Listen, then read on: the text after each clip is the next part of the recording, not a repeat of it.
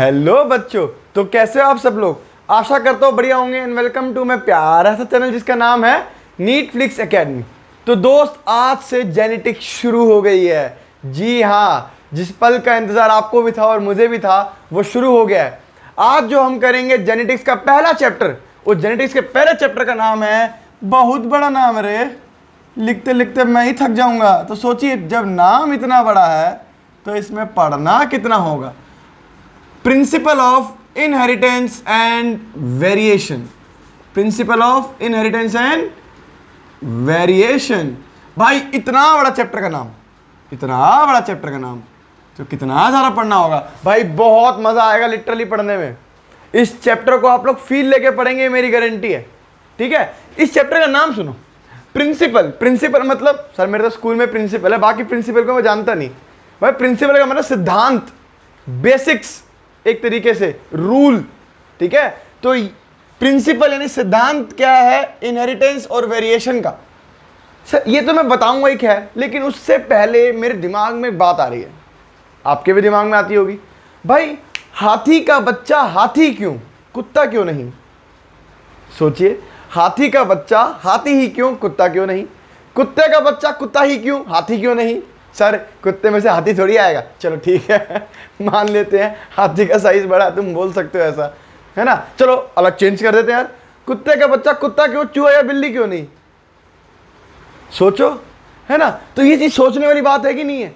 बहुत टाइम से ये चीजें सोची जा रही थी, और इस चीज को डील करने के लिए जो हम बायोलॉजी में पढ़ते हैं, इन सारी चीजों को हम लोग पढ़ते हैं बच्चों, किस में? जेनेटिक्स के अंदर पढ़ते हैं।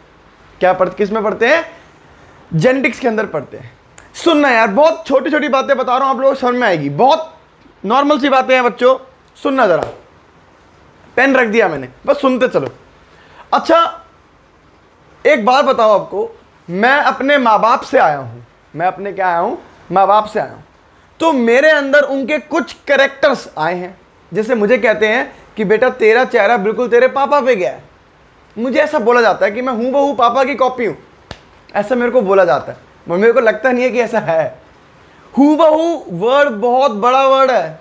हूबहू का मतलब मेरी हाइट भी उतनी होनी चाहिए, मेरी शक्ल, मेरा कलर, मेरी आंखें, मेरी नाक, सब मेरे पापा पे जाने चाहिए, मेरे बाल सब मेरे पापा पे जाना चाहिए। ऐसा तो नहीं है। शायद मेरे आंखों का कलर मेरे पापा पे गया हो, शायद मेरी नाक मेरे पापा पे गई हो। क्या मैं पूरा अपने पापा पे गया हूं? मुझे तो नहीं लगता। क्या मेरे कुछ कैरेक्टर्स मेरे पापा पे गए हैं? हाँ, है कि नहीं? तो कुछ कैरेक्टर्स तो मेरे पापा पे गए हैं, और कुछ कैरेक्टर्स जो आए हैं पापा से, उनमें कुछ मॉडिफिकेशन आई है, कुछ चेंजेस आए हैं, कुछ वेरिएशंस आई हैं, तभी तो मैं उनसे अलग हूं। क्या मैं हूबहू कॉपी थोड़ी हूं उनकी? मैं हूबहू कॉपी नहीं हूं उनकी। मैं, कुछ कैरेक्टर्स मेरे उनसे मिलते हैं और कुछ कैरेक्टर्स मेरे उनसे बहुत डिफर करते हैं। तो बच्चों, ये जो कैरेक्टर्स का पास होना, transfer of characters from parents, parents से बच्चों में यानी ऑफस्प्रिंग में आना, यानी प्रोजेनी में, प्रोजेनी मतलब जो बच्चे हैं उनके अंदर कैरेक्टर्स का ट्रांसफर होना, इज कॉल्ड इनहेरिटेंस। इसे बोलते हैं बच्चों इनहेरिटेंस। अरे माँ बाप से जो कैरेक्टर्स हैं, कुछ कैरेक्टर्स डायरेक्ट मेरे अंदर आ गए। लाइक मैं लिटरली बता रहा हूं, मेरी नाक मेरे पापा की नाक लगभग सेम है। ये कैरेक्टर है जो मेरे पापा से मेरे अंदर डायरेक्ट आया है, उसको हम बोलते हैं इनहेरिटेंस। लेकिन क्या मेरी हाइट 6 फुट है? मेरे पापा की तो 6 फुट है। अरे जब इतना आया तो थोड़ा बहुत और भी आ जाता, है कि नहीं? यानी कुछ वेरिएशंस भी आई हैं। क्या आई है? कुछ वेरिएशंस भी आई हैं। अरे बात समझ में आई कि नहीं आई? हाँ, आई कि नहीं आई? हाँ, तो यही होता है बच्चों इनहेरिटेंस और वेरिएशन का मतलब। इनहेरिटेंस मतलब कैरेक्टर्स का ट्रांसफर होना, और उनमें अगर कुछ वेरिएशंस आ गई हैं तो उसे हम बोलते हैं बच्चों वेरिएशन हो जाना। और लिटरली तुम खुद सोचो, जो पेरेंट्स से कैरेक्टर्स आए हैं मेरे अंदर, सेम चीज ऐसी हाथी के साथ, हाथी ही क्यों बच्चा जन्म देता है, इसका रीजन भी यही है कि कुछ कैरेक्टर्स हाथी के उसके बच्चे में आए होंगे। अलग भी आए होंगे, कुछ जरूर अलग कैरेक्टर्स आए होंगे, लेकिन हाथी का बच्चा हाथी क्यों है? क्योंकि इनहेरिटेंस हुआ है भाई। क्या हुआ है? इनहेरिटेंस हुआ है। आम का पेड़ जन्म देगा आम के पेड़ को ही, वो कोई सेब के पेड़ को जन्म नहीं देगा। अरे समझ में आ रही है बाबुआ, ठीक है। तो ये चैप्टर में हम पढ़ेंगे क्या बच्चों, हम इस चैप्टर में यही पढ़ेंगे इनहेरिटेंस मतलब किस तरीके से ट्रांसफर हो रहा है, क्या ट्रांसफर हो रहा है, और आगे पढ़ेंगे बच्चों वेरिएशन कि इनके अंदर वेरिएशंस कैसे आ रही है। अरे है कि नहीं बात समझ में, बोलो, अरे बोल दो, ठीक है। चलो एक बात बताऊं आपको कि ये इनहेरिटेंस और वेरिएशन के बारे में अभी नहीं पता लगा, जब 8000 से 1000 BC, 8000 to 1000 BC, इस टाइम पे भी लोगों को मालूम था कि इनहेरिटेंस होता है, बस वर्ड नहीं मालूम था। उनको ये मालूम था कि कैरेक्टर्स ट्रांसफर होते हैं, बस उनको ये नहीं मालूम था कैसे होता है। और उनको ये भी पता था कि इसका एक ही रीजन है, जो मैक्सिमम रीजन हो सकता है इसका। वो रीजन क्या है बच्चों, वो रीजन है इसका सेक्सुअल रिप्रोडक्शन। क्या है बच्चों, सेक्सुअल रिप्रोडक्शन। अरे मेरे 12वीं वाले छात्रों, मेरे 12वीं वाले छात्रों और मेरे ड्रॉपर छात्रों, आप लोगों को पता है कि सेक्सुअल रिप्रोडक्शन में मियोसिस होती है।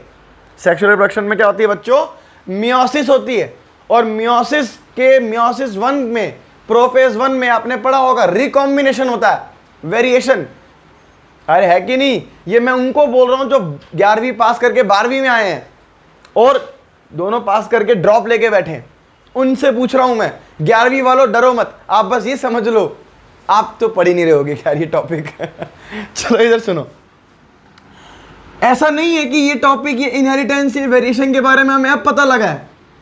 हमारे ह्यूमंस को, हमें पहले से ही मालूम था ये चीज कि ये हो रहा है, और इसका रीजन भी पता था कि कोई ना कोई तो चीज है इसकी जो इससे रिलेट करती है। उनको ये पता था कि इसी की वजह से इनहेरिटेंस हो रहा है या वेरिएशंस हो रही है। कैसे हो रही है नहीं मालूम, यही तो गड़बड़ थी। पता था लेकिन कैसे हो रही है नहीं मालूम। ऐसी थोड़ी पुराने ज़माने में जो हेल्दी ऑर्गेनिज्म होते थे, यानी हेल्दी एनिमल्स होते थे, है ना, उनको यूज़ किया जाता था, रिप्रोडक्शन करवाया जाता था, उनका ब्रीडिंग करवाई जाती थी उनके साथ, ठीक है। ब्रीडिंग करवाने से क्या होता था फिर, ब्रीडिंग करवाने से एक अच्छी नस्ल पैदा हो। अरे सोचो, ऐसी किसी गाय को किसी बैल के साथ ब्रीड नहीं करवाते थे वो लोग, वो एक अच्छी गाय चुनते थे उस ज़माने में भी। अच्छी गाय को चुन, जो अच्छा दूध देती हो। अच्छे बैल को चुनते थे जो फिजिकली फिट दिखता हो, समझ रहे हो। उन दोनों के बीच में ब्रीडिंग करवाई जाती थी। क्या करवाई जाती थी, ब्रीडिंग करवाई जाती थी। तब जाके एक जो बच्चे, उनको पता था कि जब दोनों माँ और बाप अच्छे होंगे तो दोनों के कैरेक्टर्स अच्छे होंगे, और दोनों के कैरेक्टर्स ही उस बच्चे में आने हैं, उस बछड़े में आने हैं, बच्चे में।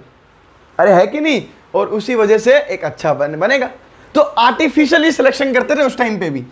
आर्टिफिशियली मतलब हम खुद से चुनते थे, खुद से चुनते थे, उनका पालन पोषण अच्छे से करते थे, है ना।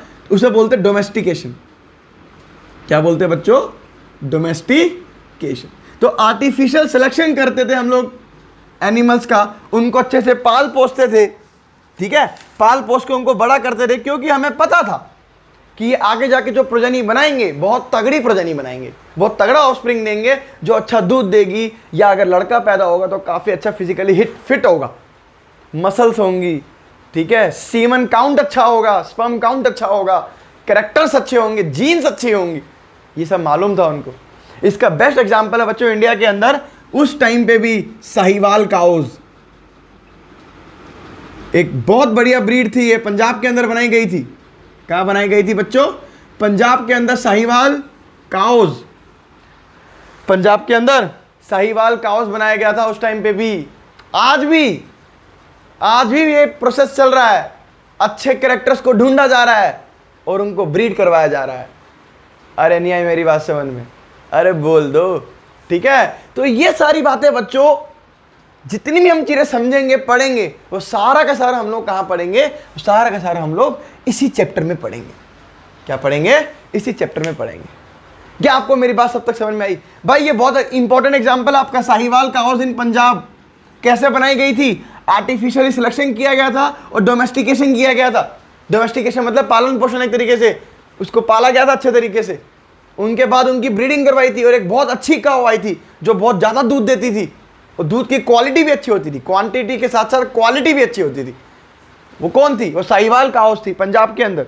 अरे बोलो, साहिवाल काउस थी पंजाब के अंदर। अरे नहीं आई, आई, अरे बात समझ में आई, अरे मेरे गारंटी तुम्हें समझ में आ रही है, तुम अच्छे हो, तुम तो पढ़ने लिखने वाले बच्चे हो यार। ठीक है, चलो अब आगे बढ़े, चलो आगे बढ़े, 3, 2, 1 चलिए। तो ये जो इनहेरिटेंस का ये जो चीजें थी ये कहां छुपी थी? कहीं ना कहीं सेक्सुअल रिप्रोडक्शन में ये बातें छिपी थी। इसको बताने आया कौन? इसको बताने आया मेंडल। इसको बताने कौन आया? मेंडल।